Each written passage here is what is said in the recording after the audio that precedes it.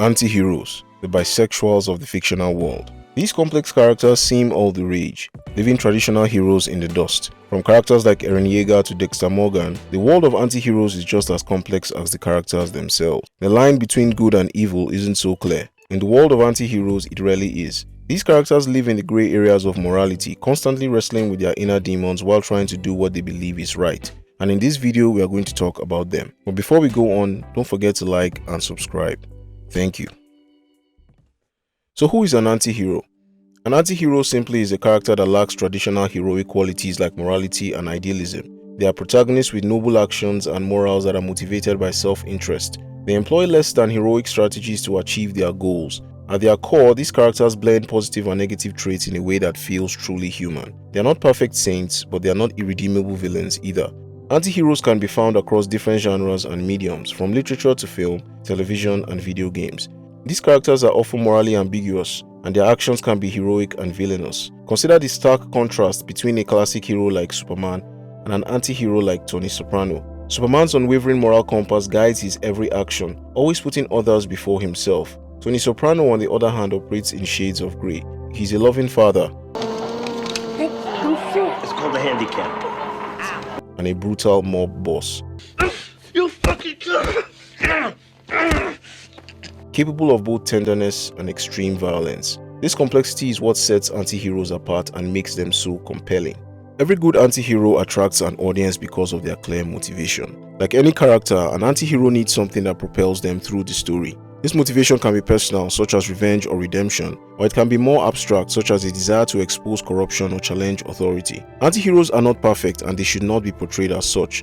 They should have flaws and weaknesses that make them more human and relatable. It could be drug addiction, alcoholism, or a tendency towards violence. Sometimes I dream of saving the world. Saving everyone from the invisible hand. One that brands us with an employee badge. Something that is a major attribute of an anti-hero is a moral code. While anti-heroes often lack traditional heroic qualities, they could still have a moral code that guides their actions.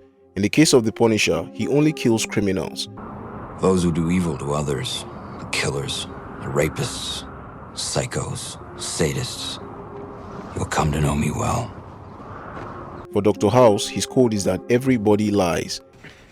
It's a basic truth of the human condition that everybody lies. The only variable is about what. This moral code can be different from traditional notions of morality, but it should be consistent and make sense within the context of the story. Anti-heroes often make difficult choices that have consequences for themselves and those around them. These consequences can be both positive and negative, but they should be consistent with the character's motivations and actions. The backstories of anti-heroes often play a crucial role in shaping their characters. Take Walter White from Breaking Bad. His transformation from a mild-mannered chemistry teacher to a ruthless drug lord didn't happen overnight. It was a gradual descent driven by a cancer diagnosis, financial desperation, resentment, and a growing taste for power. Anti-heroes can represent a wide variety of thematic elements, from social commentary to psychological exploration. The Punisher represents the failure of the justice system, Elliot Alderson represents the longing for human connection, and Eren Yeager represents freedom. The thematic elements of anti-heroes draw us into the story and shows us the consequences of our actions. Anti-heroes often exist on the fringes of society, challenging traditional notions of what it means to be a hero. Great anti-heroes allow for a more complex and nuanced view of morality and justice. Why do we find these flawed characters so appealing? If I were to sum it all up in one word, it would be that they are relatable. They reflect our complexities, they challenge our perceptions of right and wrong. They force us to confront uncomfortable truths about human nature and the complexity of morality in the real world. This complexity shows up in different ways across popular anti-heroes. The blending of virtues and flaws in anti-heroes creates characters that feel real and three-dimensional. They make mistakes, they have regrets, and sometimes they do terrible things. But they also show moments of kindness, bravery, and self-sacrifice. This mix makes them unpredictable and keeps us on the edge of our seats. Anti-heroes challenge the status quo. They ask difficult questions about society, morality, and justice that traditional heroes do not. Frank Castle challenges the justice system. John Wick challenges the criminal underworld and the high table. And Tyler Durden from Fight Club rejects the notion of societal expectations. An underrated aspect of anti-heroes is dialogue. This is where an anti-hero comes to life. It's not just about witty one-liners or memorable quotes. I am not in danger, Skylar. I am the danger. A guy opens his door and gets shot, and you think that of me? No. I am the one who knocks. The best anti-hero dialogue reveals layers of complexity. It shows their inner turmoil, their twisted logic, and those rare moments of vulnerability. Think about how BoJack Horseman's quips often mask deep-seated pain and self-loathing. Usually when people ask how I'm doing, the real answer is I'm doing shitty. But I can't say I'm doing shitty because I don't even have a good reason to be doing shitty. So if I say I'm doing shitty, then they say, why? What's wrong? And I have to be like, I don't know, all of it. So instead, when people ask how I'm doing, I usually say, I am doing so great. So how do these techniques play out in successful stories? Look at characters like Jessica Jones or Geralt of Rivia.